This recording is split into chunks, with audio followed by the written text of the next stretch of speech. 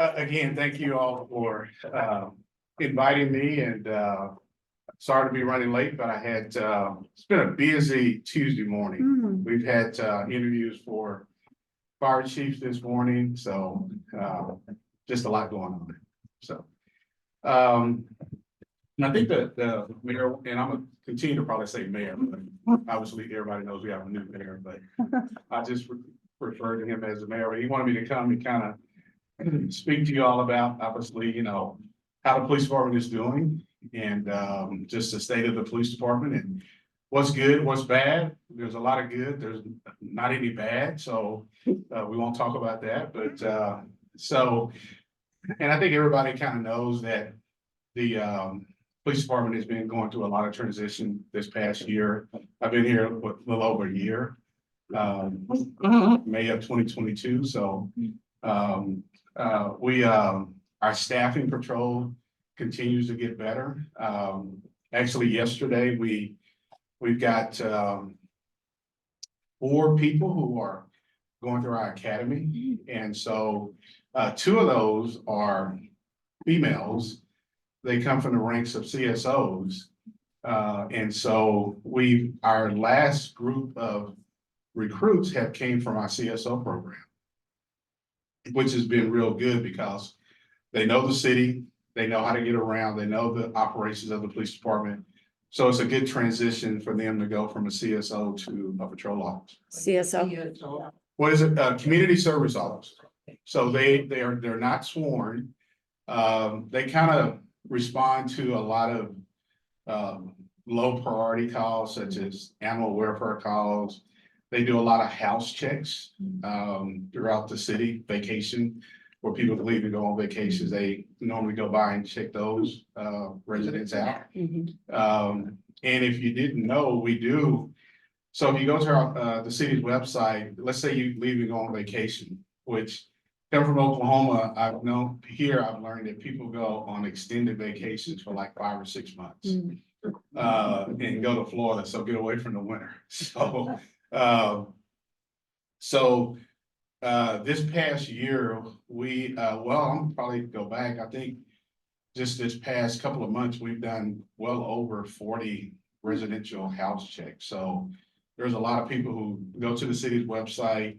There's a form you fill out online, and you say I'll be gone from this month to this month, and your house gets checked every single day.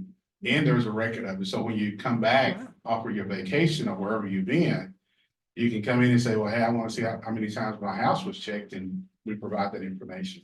So we keep that data to show the community what we're doing and how many times somebody has been by you. So it may get checked more than once a day.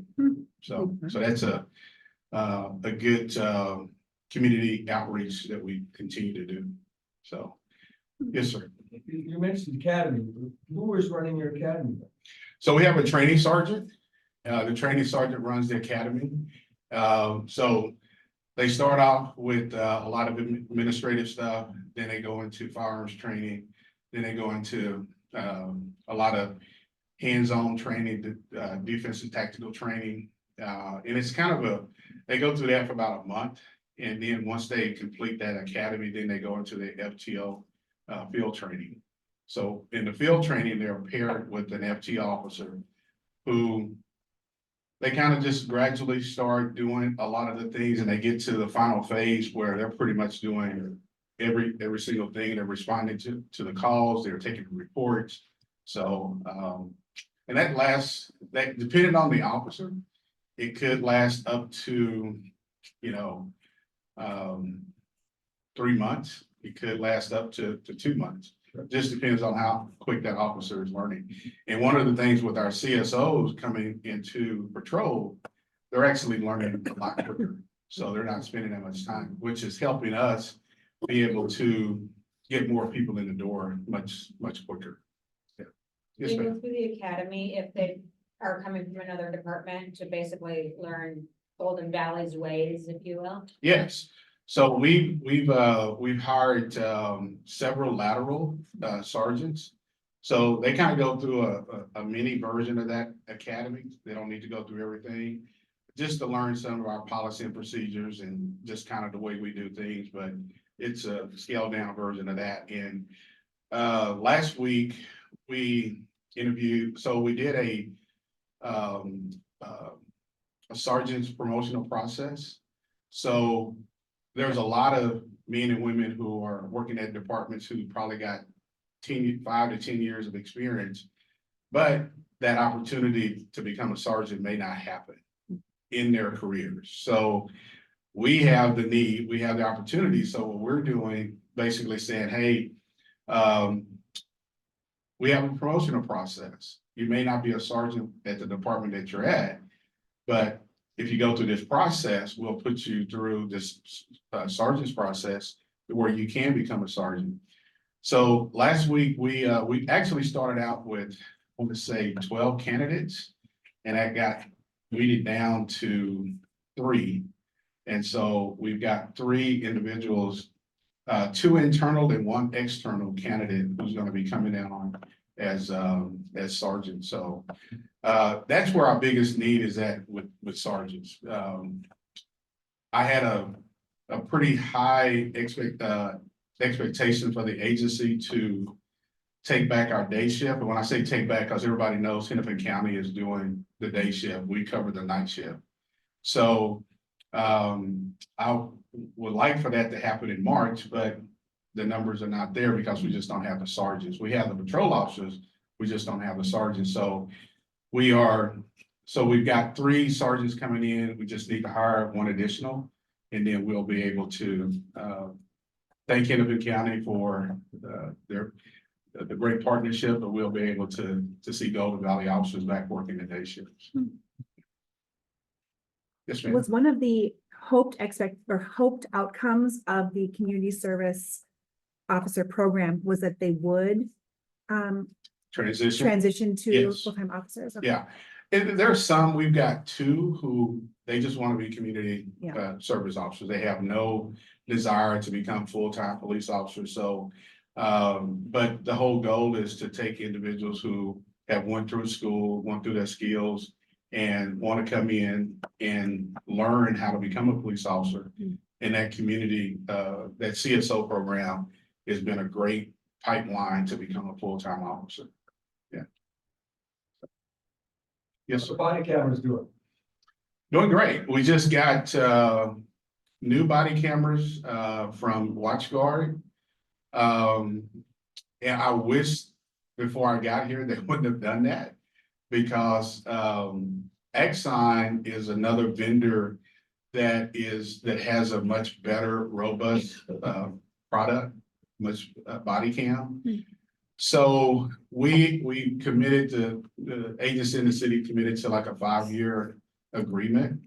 So we're trying to see if there's some way that we can phase that out and go to this other camera system, which will help us, because we're also looking at, in police departments, there's different systems that's being used. So I'm just trying to get us to use 2 systems, not you have this, you have this, you have that, to where everything kind of talks to each other. So we've had to upgrade our in-car, they call LPRs, which is license plate readers. So if you're going down the street, you may get an alert that, hey, there's a stolen car. It pulls up the picture of the car.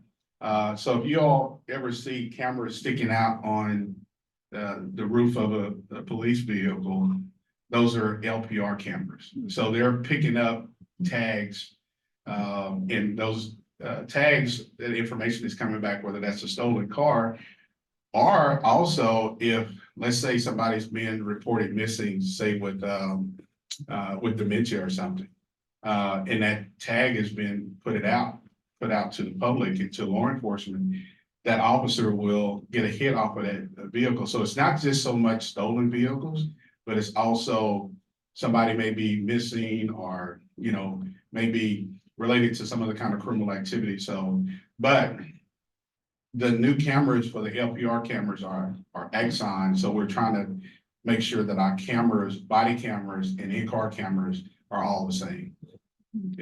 To talk to each other. Yeah, yeah. So, but I mean, there's nothing wrong with the system that we have now. I would just like to have one system that talks to all these other different technologies, so.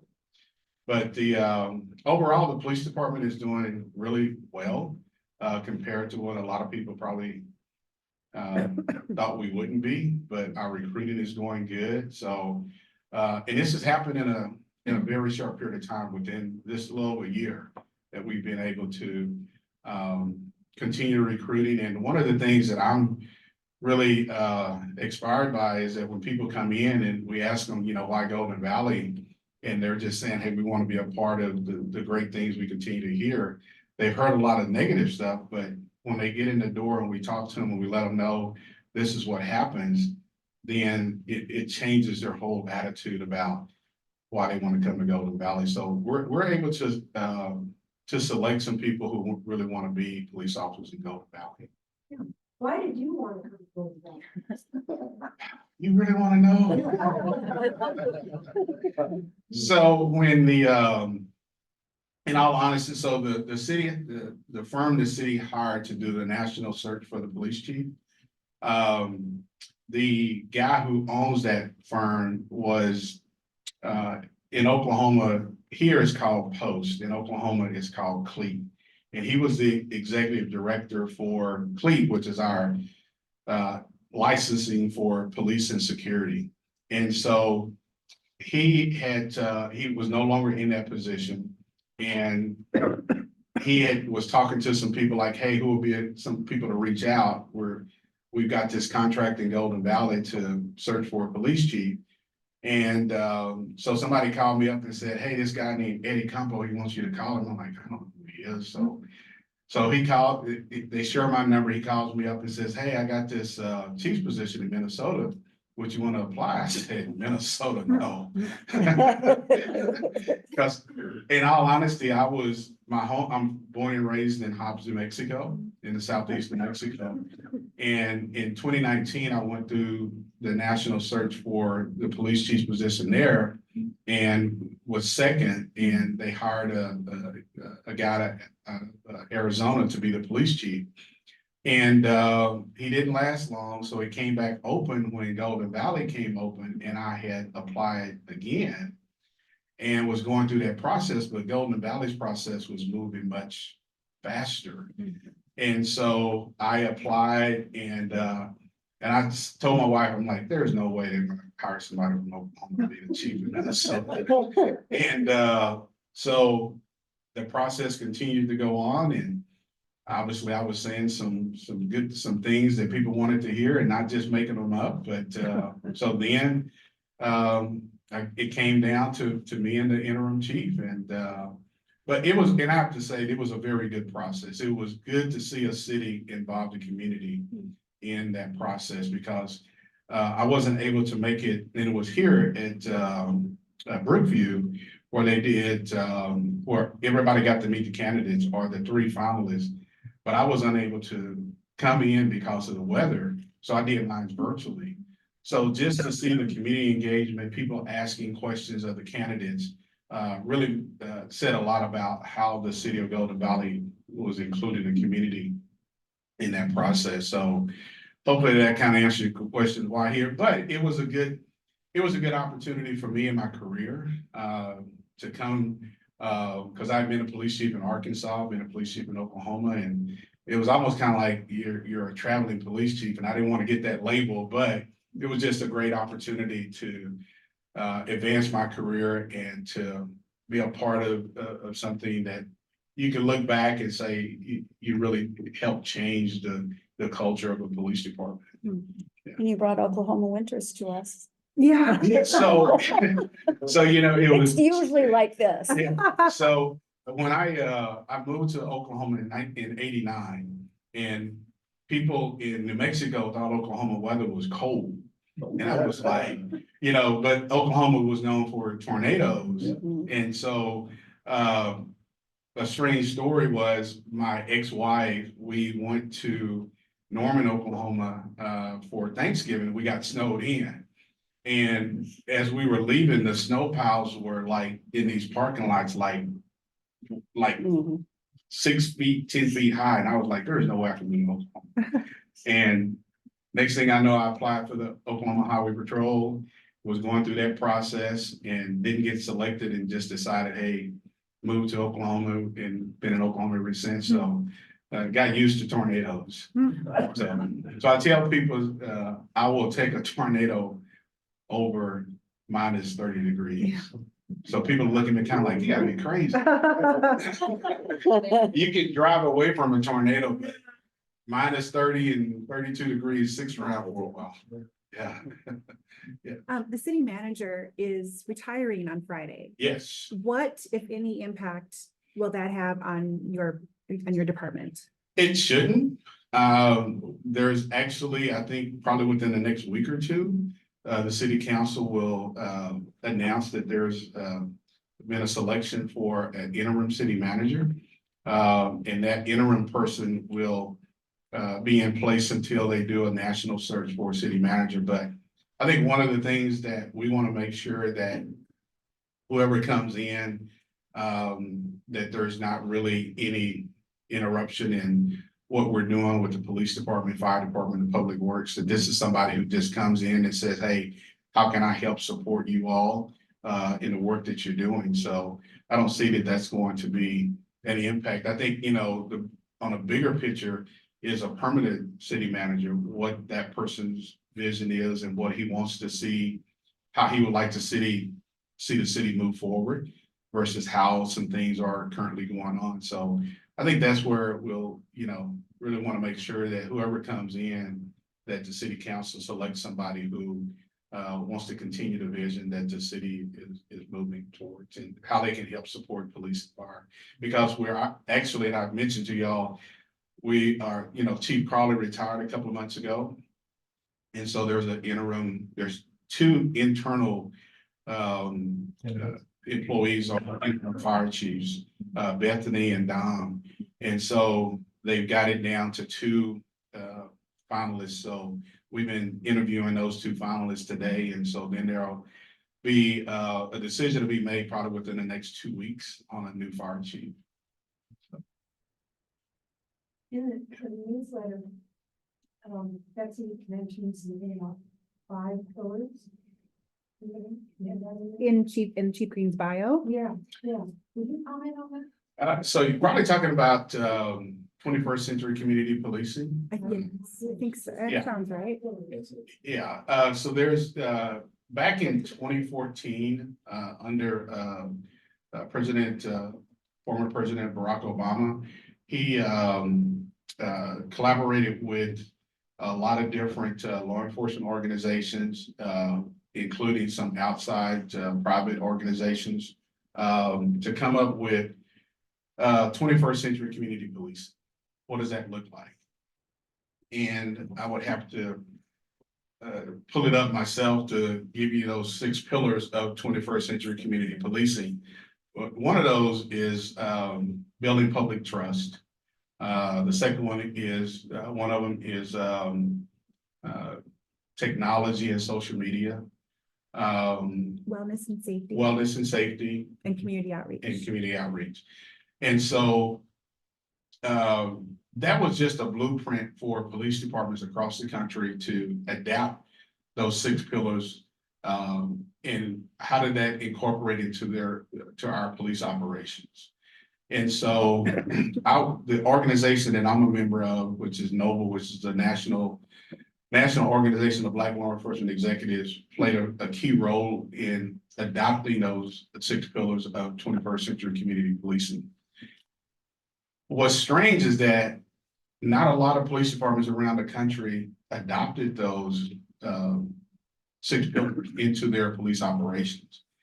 And unfortunately, Golden Valley was one of those police departments who did not adopt those 6 pillars into their police operations. And when you talk about community policing, building trust, there's a lot of things that go a long way with how do we change the culture of policing. And so it wasn't a whole lot of work that agencies had to do to it's not like you gotta reinvent everything. Everything is right there. It's in front of you. It's a blueprint of how to change your police departments and agencies that adopted those 6 pillars.